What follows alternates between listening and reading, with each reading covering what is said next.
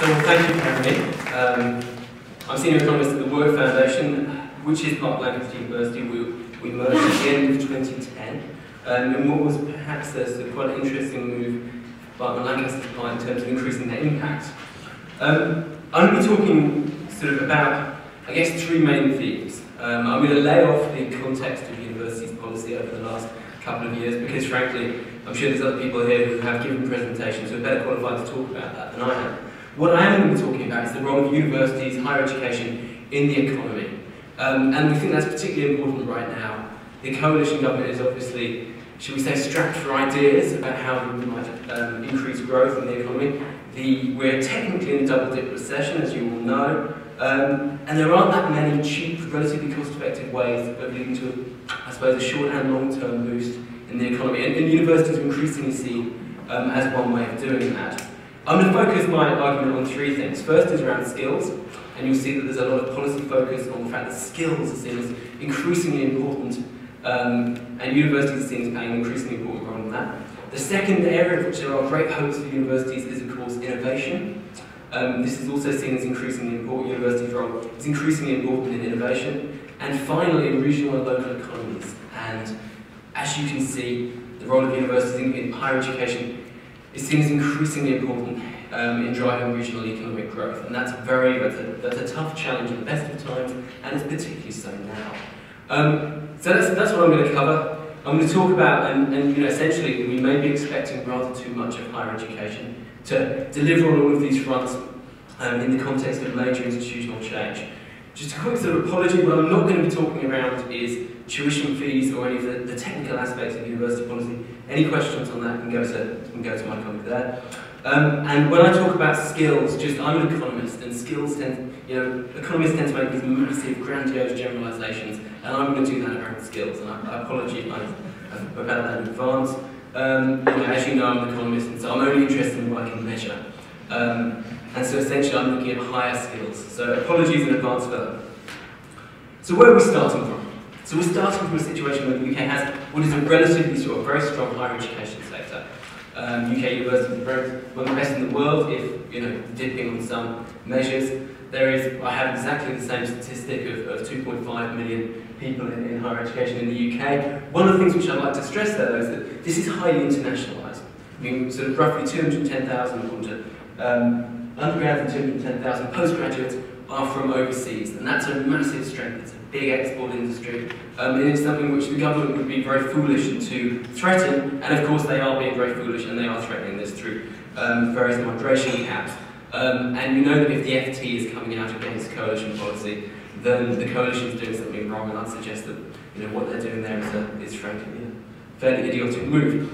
Higher education brings in a lot of money, income 27 billion in the last year. And actually, one of the things which we've seen is despite large increases in the number of graduates, actually the graduate wage premium has changed, but it's held up to a certain degree. And if you read the OECD skills strategies out next week, and I think they've got data in there looking at graduate wage premiums, and I think graduate wage premiums are in the UK remain relatively strong relative to other countries. Of course, the big caveat here is that the impact of current reforms is actually unclear. So the higher education in the UK has gone through this big 50-year transformation. The scale has increased massively. It's moved from sort of a service for the elite to a more differentiated, slightly more universal service, with creating various sort of reasonable points that we do still have this elite system at the top. And we've seen this diversification and then eventually consolidation of the different types of institution. More recently, there's been a sort of 15-year transformation, blended in the 50% target, and we've seen the marketisation of teaching, and that's become this is what that has various implications for higher education and how we see it. HE is now under the remit of BIS, which is a sort of interesting move, because it means that we're essentially seeing HE increasingly as playing an economic role. And that has certain challenges which have been well debated. So here are the sort of three functions I'm going to be talking around today. I'm going to skip through the policy context. Skills, universities train a large section of the workforce, that will change. Innovation, so universities create the knowledge capital which is very necessary. and also in local economies. And one of the things which we've seen recently is universities stepping into the breach to replace they're not replacing them, they're helping out the LEPs, they're replacing them with regional development agencies. So skills. Skills are increasingly important in the UK economy. There's been an increase in skills bias in time. Part of this reflects globalisation. It also reflects the increase it reflects technological change, essentially computers replacing people who, sort of mid-level technical skills, those have been replaced with computers. And what's increasingly happened is that high-level skills, cognitive functioning, has been complemented by computers. This is a sort of long-term shift over the last 30 years. It's quite controversial in the economic literature, but if you look in the data, you'll see that actually the share of the labour market performance of people with degrees has held up relatively well. And this is essentially because the recession has exacerbated structural change. One thing which one thing you can say is that work foundation researchers may be incredibly skilled, but we're not very good at putting together nice looking graphs. So apologies about that. If you want to see any of this raw data later, let me know. So this is from a piece of work done by my colleague Paul Sissons. If you look at the blue graph is the employment rate for people qualified to degree level or above. And then the other one of interest is the sort of faded yellow bar, which is the employment rate for people with no qualifications. So between 2001 and 2007, so a relatively buoyant economic time. I mean, the employment rate for people with degree, it changed, it fell very slightly, but 1%, it's not probably within the margin of error. It's not a sort of a particularly big shift. So essentially, for people with degrees, the labour market held up. What happened though, over this period, was that we started to see a decline in the employment rate for people with no qualifications. So skills, having a qualification became increasingly held up in importance in the economy. Now what happened in the recession between 2007, the mid-set of bars, and 2010? So in the recession we saw that actually the employment rate for people with degrees, it managed to hold up to a certain degree. It went from 88 to 87%. So that's actually not a massive change given the enormity of the economic shock.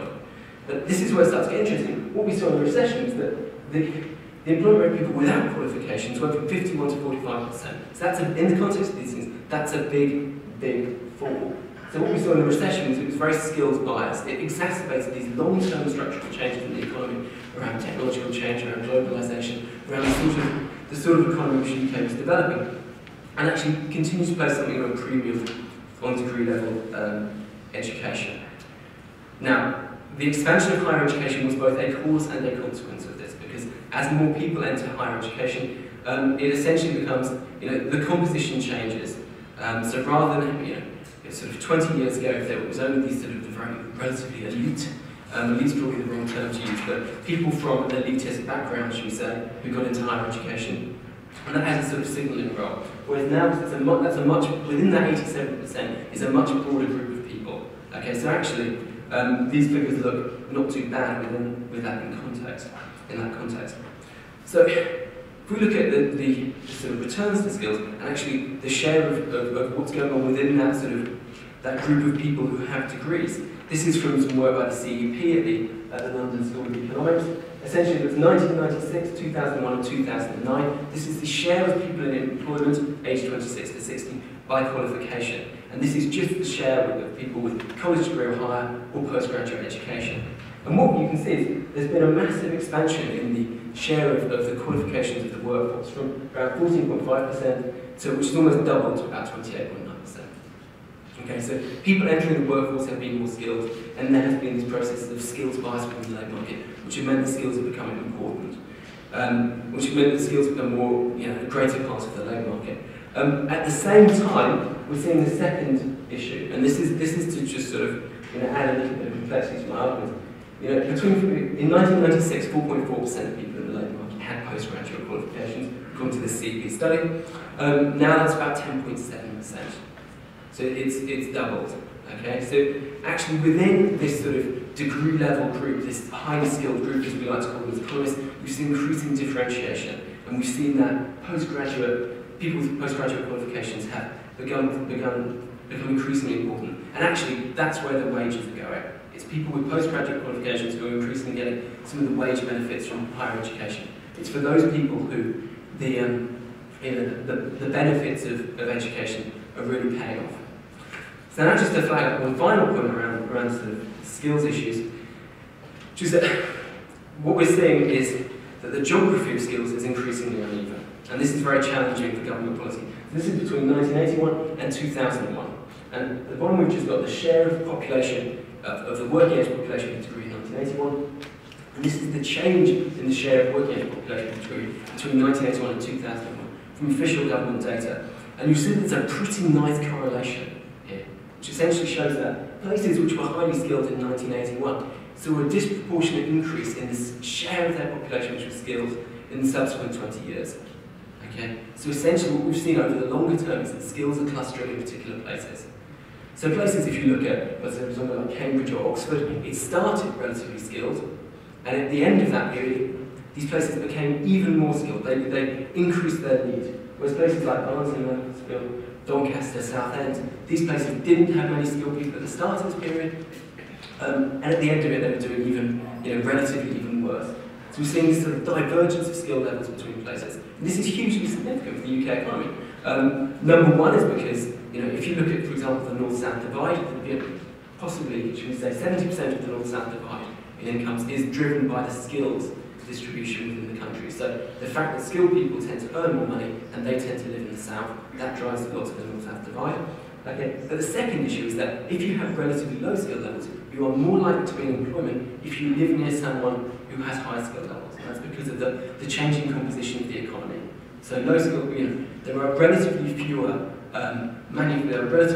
unskilled jobs which don't need to be done near skilled people. So increasingly, the labour market for unskilled people is less in manufacturing jobs, which can be done anywhere, and it's increasingly in, for example, personal service occupations, waiting on tables, being a security guard, and those have to be done near highly skilled people. Okay? So we're seeing big changes in the economy, which are making higher education increasingly important in terms of delivering these high-level skills on which the economy matters. Second, I'm going to skip through this relatively quickly. So innovation, we've seen this sort of the second great hope of universities in this country is around innovation, and the policy focus here has sort of evolved over time. We're now at this stage with the Wilson Review where it's increasingly seen as a sort of innovation is seen as a collaborative exercise between universities and business. David Willits has given a couple of speeches looking at universities as actors in almost industrial policy. So we're seeing, essentially, universities are seen as driving the production of new products, new services, new processes within the private sector economy, and that's obviously of great importance right now. There are some issues here, though, as always. One is that there's still a perception amongst policymakers, sometimes if you speak to this, that there's still this sort of what's called the linear model. So essentially the idea that you pump in some money into universities and they will sort of crank up the research machine and out will come like sausages at the end of it, innovation and commercialise new products. And actually we know that that's not true. Okay? And it's fairly clear that's not true. Universities play quite a diverse range of roles in what you might call the innovation ecosystem. And I'm sorry for calling it the innovation ecosystem, it's a horrible term, but it's roughly what we use.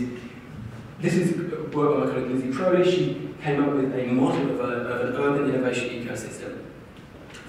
It's very complicated. You don't need to worry about it. The point is that innovation in particular places is very complicated. If you take a reductionist view, just invest in science and technology in universities, that will automatically lead to a sort of input and output in terms of innovation, productivity growth, and economic growth.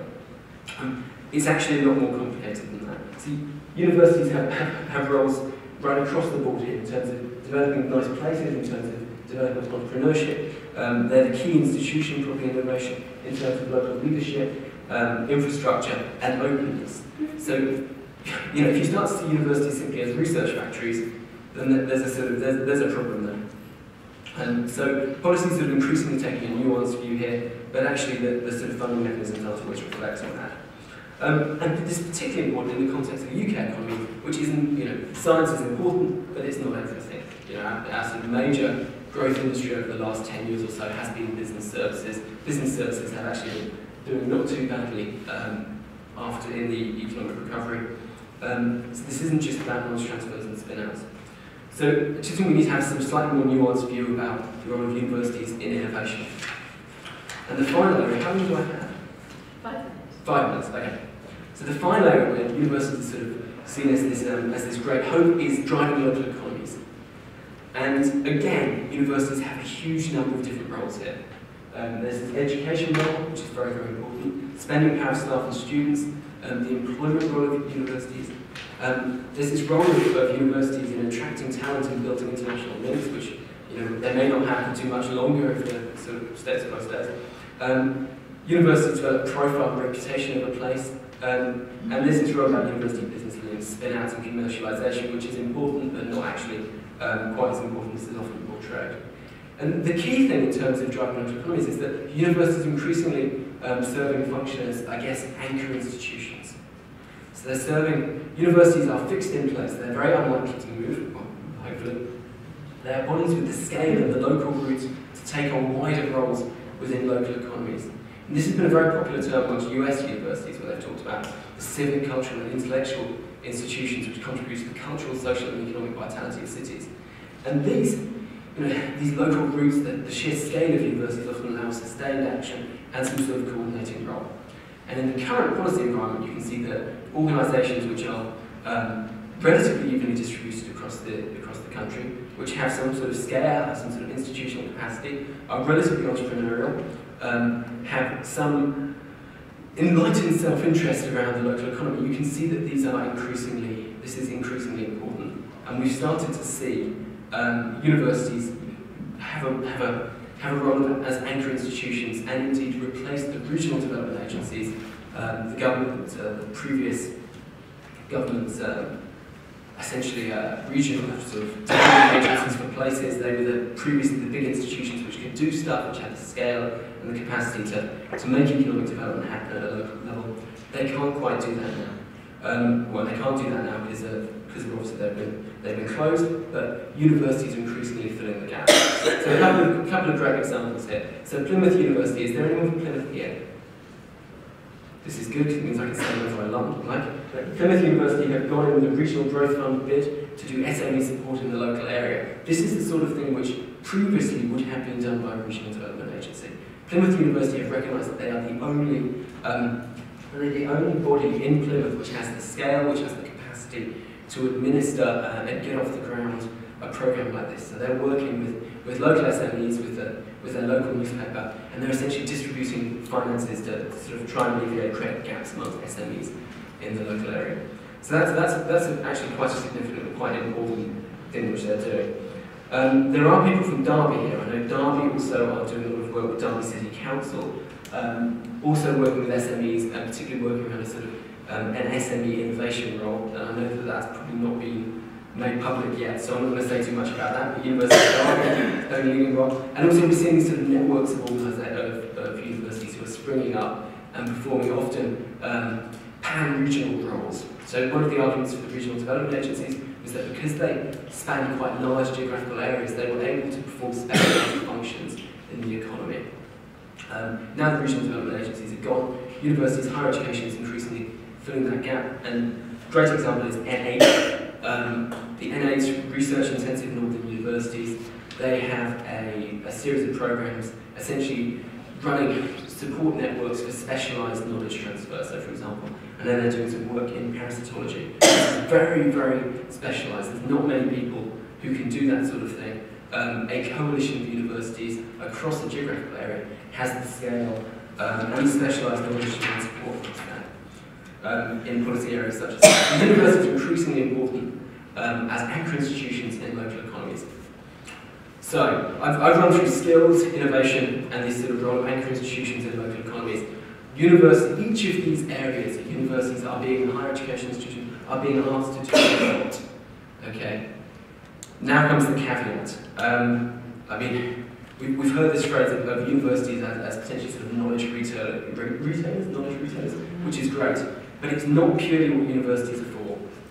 And without wanting to get into this whole what are universities for debate, we need to be a little bit cautious about loading on more expectations, more roles on, frankly, one of the few functioning large-scale local institutions / export markets / educators that we have.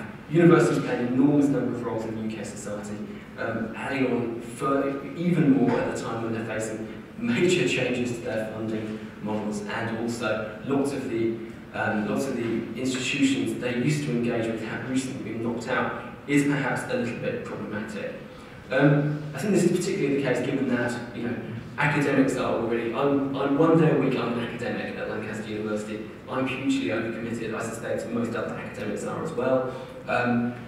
Engaging with my regional economy is rarely what my priority is. I'm much more interested in getting the sort of, you know, 4-star journal articles now, and teaching people well. There's some caveats there. We have a hugely diverse system. Universities will differ very much in the extent to which they can play any of these roles, and that's a good thing, but it does also make it problematic in terms of sort of national policy, expecting them to do stuff. And I particularly made that the case with some of the local roles. You know, a university like Oxford has a very, very different engagement with the local economy to a university like Plymouth. And finally, I'd say there's a sort of risk of further cuts to various funding streams for this sort of thing. I don't think we're there yet. We're obviously, you know, fairly, we're only in the shallow part of the cuts. There's a long way to go, and we need to be very cautious that we don't essentially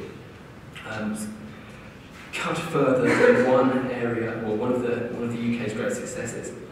So just to conclude, I mean, in terms of universities and growth, they serve an enormous number of roles, and that makes them problematic to make policy for, I think, sometimes. The second point as well, which I don't think I've really emphasised, is that universities are also a long-term bet. A lot of the investments which are made in universities, they won't pay off for sort of 15, 20 years, and that's why it's so important that we get stuff right. And the third thing, which I think was referred to earlier, is that also investments in universities are relatively cheap. University, you know, if we talked about high-speed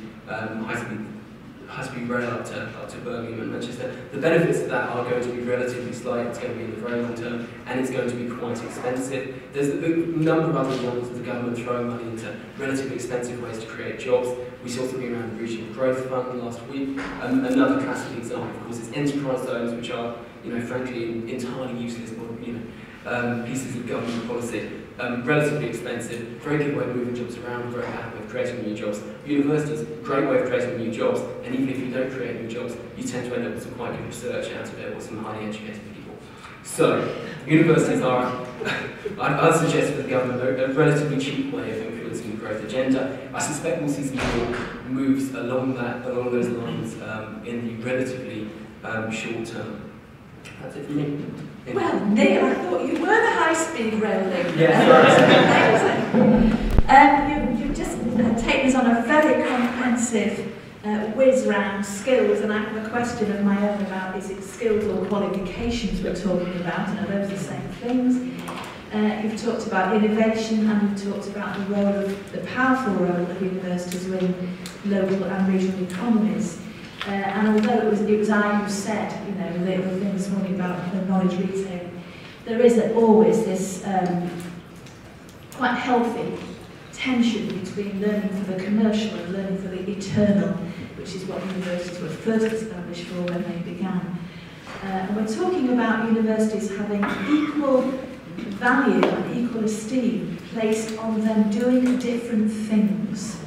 And maybe we need to start looking at a differentiated landscape of universities, rather like colleges went through when they were all called colleges, no longer FE colleges, general colleges and tertiary colleges. And we need to look at what the market position of each university is and excel in that, rather than battling for market share. Just to reassure you, you will get copies of all the slides that have been shown this morning, and you'll have those very quickly after the conference. And Jay has asked me to remind you that if you wish to Twitter, the hashtag is edconf12 plus at GONKNOW,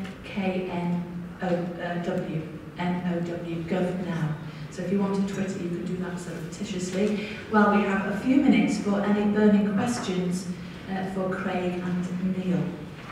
Right, first question towards the back. Down towards the back. Just tell us again who you are and where you're from. Thank you. Hello, I'm Jill Bronson. I'm from Pearson in Practice. I'm also a visiting professor at Sheffield Hallam. And I just wanted to pick up what you've just said, Chair, there, about the purpose, the intrinsic value of universities. And I don't want to sound too much like an ageing hippie here, but I probably am going to do. I do feel that we're in a contested area at the moment about how quickly we are following these austerity measures. And yet, we've just heard two speakers talk about how successful and cherished our current university system is. So my question really is, what is the rush to change it so much?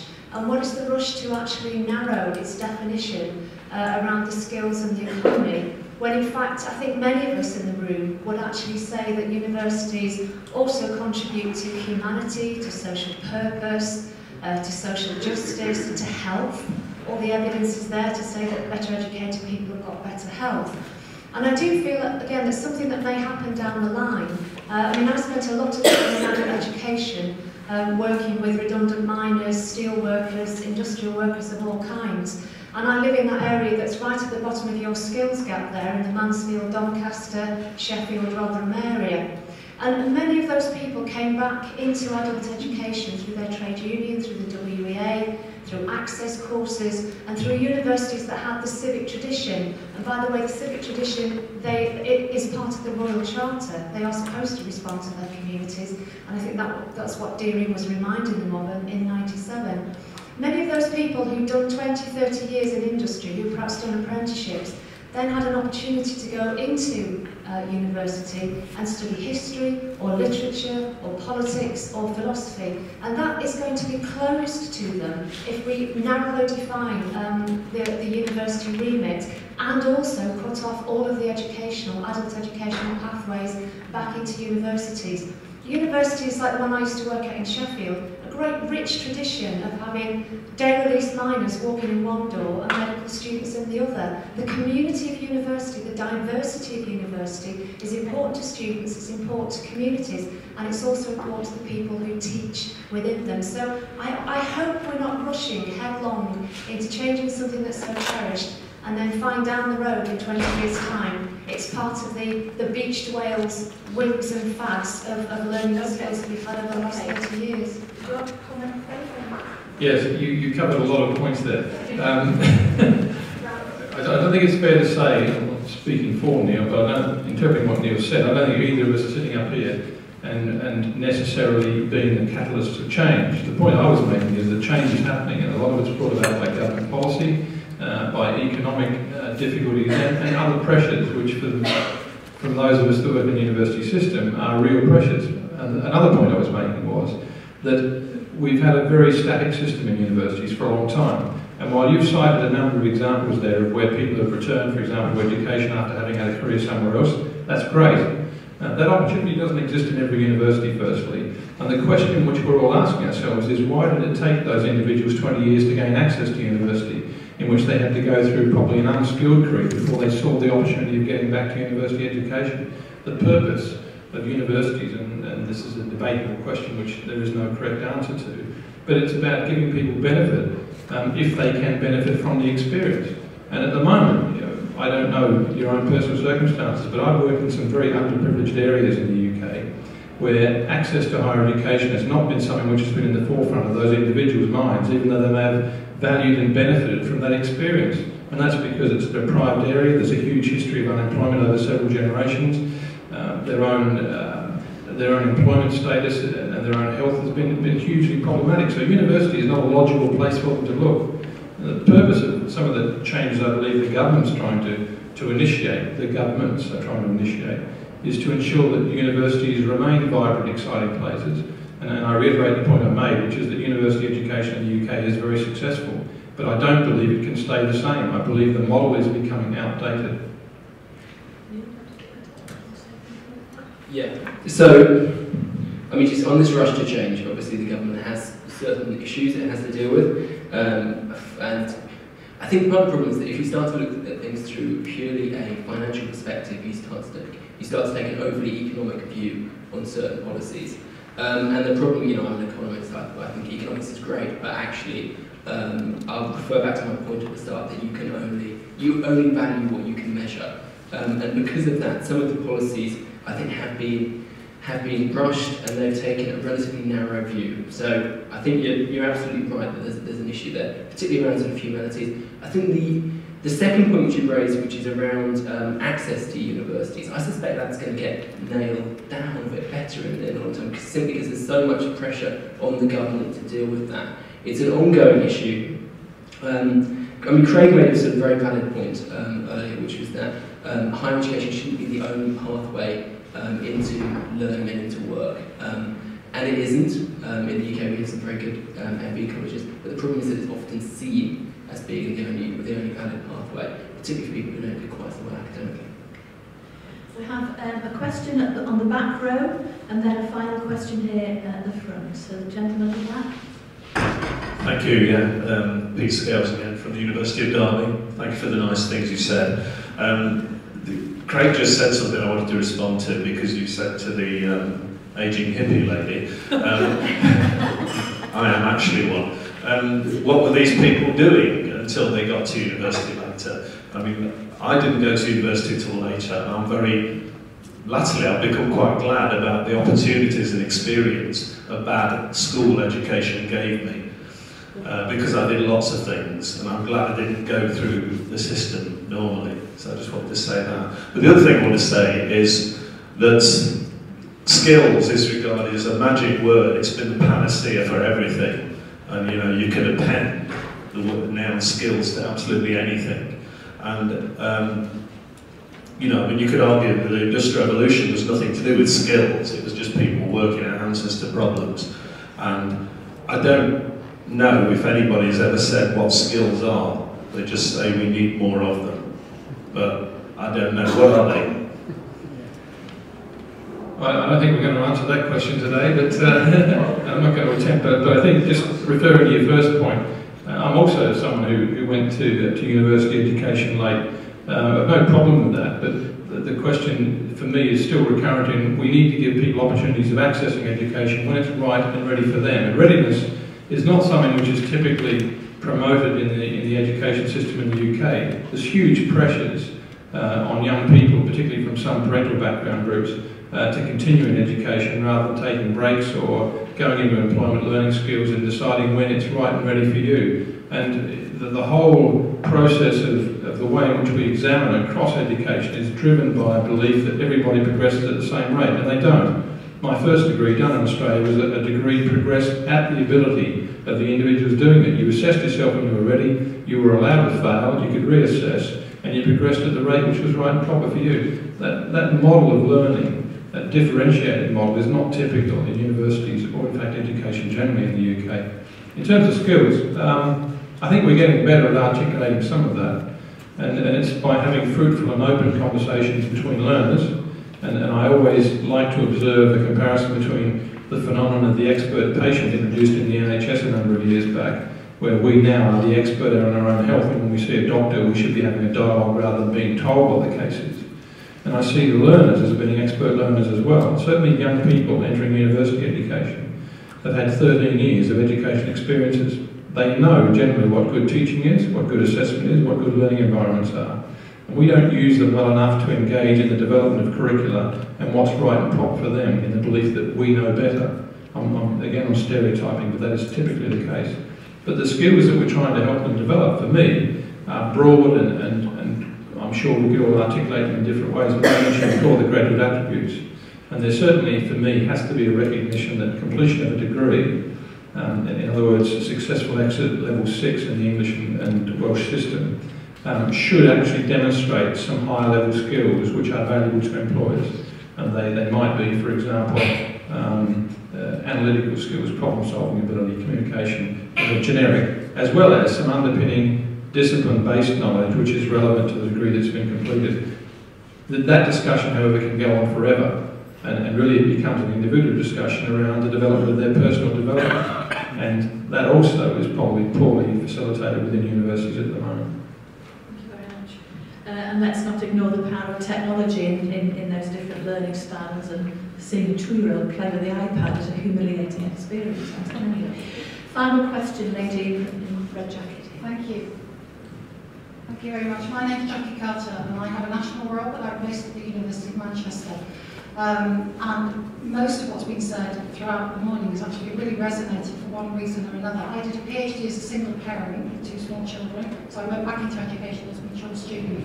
I've got 2 older children who have gone through the 2 different food regimes up until now. One's a doctor, one's an economist. And I've got a younger daughter who is 12 and will possibly go through, although I'm not sure that I want her to go through an education system when she might not actually fit it. So a lot of what you said has resonated. But I wanted to pick up on the point at the back really. So it seems to me Can you hear at the back? It feels to me there's a complete obsession on both sides with the cost of a degree in the UK and also the measurement of the value of that degree. And I'm at the University of Manchester, as I said, and our third strategic goal is about social responsibility. I'm doing a project at the moment with the OU based on statistical literacy. I'm really interested in how people measure things. So my question really to you is, are we adequately measuring and representing back to the sector the value, the non-economic value, if you like, the social value of the degree or higher education that people are going through, and how does that align with things like the happiness index, the well-being index that the National Statistician and the UK government are supporting? Can you give us any indication about, if we're not doing it right, how can we be doing it better, and what are your views? Okay, well, first of all, congratulations on the doctor, and I'm sorry about the Economist. So, they might turn it around, you never know. So we're moving to a more marketised sort of higher education. This is, what everyone says. And markets work when people have information, and we don't have the information which people require. We don't know. People don't go into university courses knowing the future value of those courses. So it's very hard for them to make decisions, and also it's going to be always going to be very, very difficult to incorporate any measures of, for example, will doing creative writing make you happier and more fulfilled as a person. It's very difficult to sort of incorporate that sort of thing into any form of league table or anything in the future. The issue, however, then is, there's still this question of whether the decision, given the decision is going to be imperfect, should be made by the individual learner or by the state. And I'd probably still I'd suggest that the individual learner still needs to make a decision, but we do need to find some better ways of informing them and guiding them. And I suggest maybe that another measure goes back to something that Neil said about the role of universities within their local economy and the standing that they have. And if you combine the civic leadership with the academic, with the economic, with the cultural, you have a very powerful body, as you do in Manchester. It's very, very difficult to fracture that relationship, where the university plays a role in thought leadership and strategy and provision as well. It's the students in the end are the people who will give us those measures. That's been a super session, very stimulating, very comprehensive. The message I think we should all take away now is that there is a while to run yet on this government decision about what's happening on the reforms, and they are clearly experiencing some gaps in where consideration needs to be raised further, and some of those gaps have been identified this morning. And if we lose the tide to influence that thinking now, all of us, we may regret that lost opportunity. So keep in touch with the speakers this morning, use the mechanisms to make your views known, and keep influencing the thinking and reducing its myopic tendencies on occasions. Thank you to both Craig and Neil for that very stimulating session. We will be back here promptly, please, at 2 o'clock, and in the meantime, lunch is served at the back of the room. Thank you very much indeed.